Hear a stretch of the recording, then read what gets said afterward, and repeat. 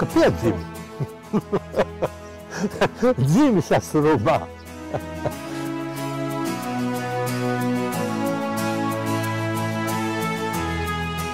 Bruģis, man sakot, sākās te no pirms skolas un līdz pārbrauktuvei.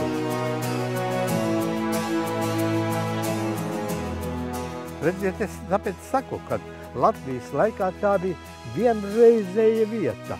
No Ezeres, no Kursīšiem, visi viņi brauca uz Rubu.